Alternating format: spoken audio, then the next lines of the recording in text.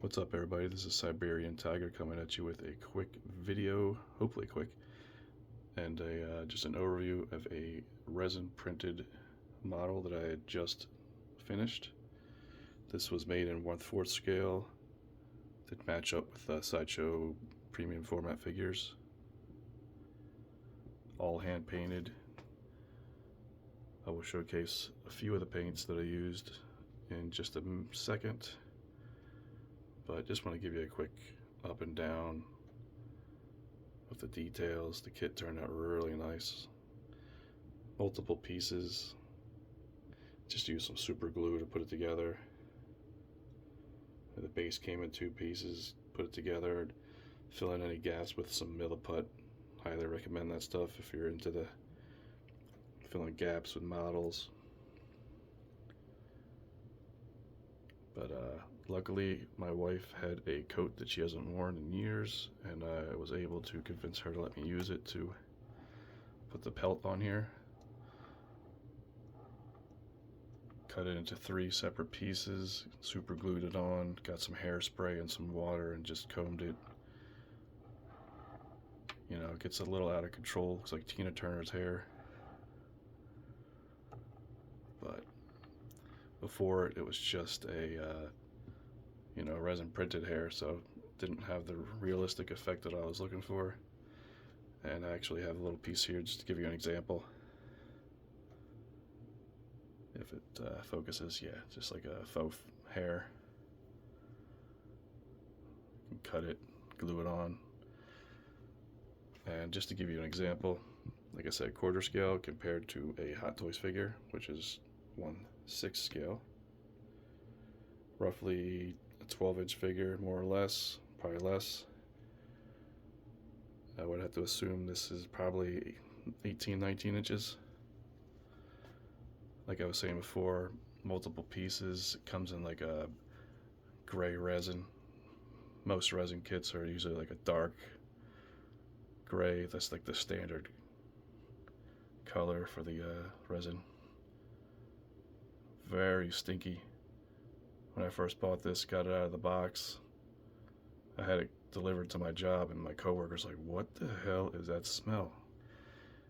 Like, what? I felt bad for him, so I took it in my car, and then 3 days later, after I took it out, my car still smelled like this stuff. So it's potent, probably bad for you. But tried to get some metallic effects for the base, and not sure if it translates, but I was trying to make the blue areas look like the fire that came out of her welding station. A lot of dry brushing, washes. Nice chrome paint, turned out really well. I'll show you the paint that I use in a second.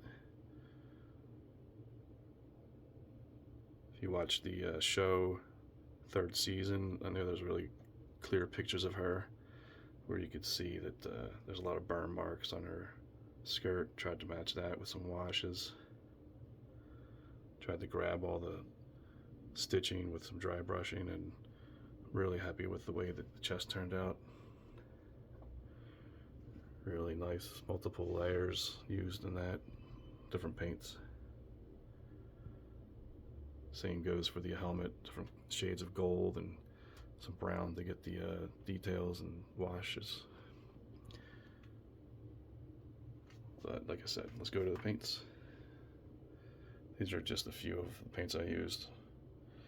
Starting with the Green Stuff World metals are really nice.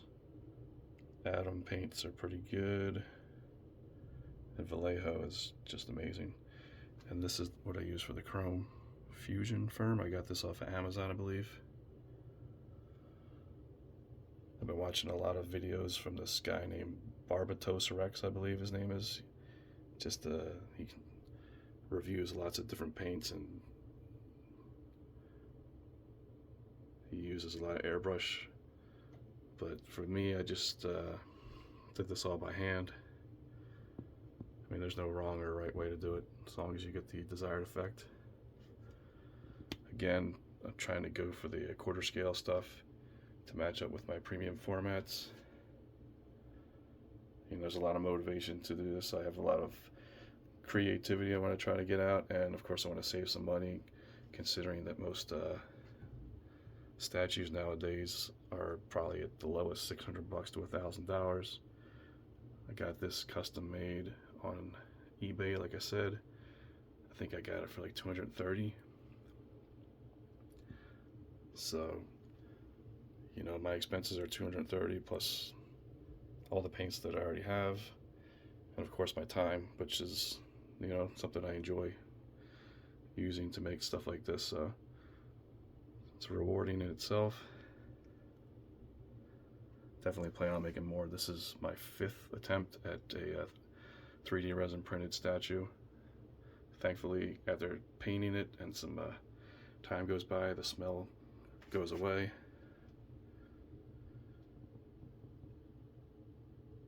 But if you're in the market for building your own premium format, or even 1/6, doesn't matter what scale it's in, they definitely will print to whatever scale you want, within reason. I know people make life-size stuff, so with getting larger prints, of course, means that something like the base might have to be printed in multiple pieces.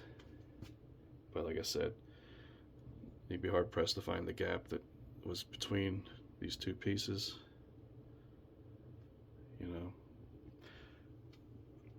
Yeah, it comes like this. Sand it down, minimal sanding involved. Not sure about it. For whatever reason, I got an extra hammer, but with a little prep,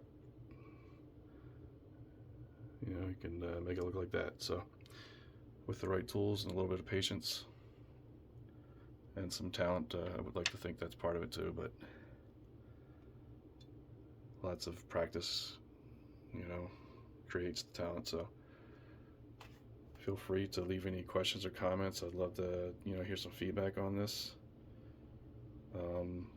Thanks so much for watching. Give me some ideas for what I should do next. Definitely in the Star Wars world, because I'm primarily Star Wars collector. So with that in mind, I really appreciate you checking out. If you got to the end of the video, thanks so much for watching. I will check you out later. Peace.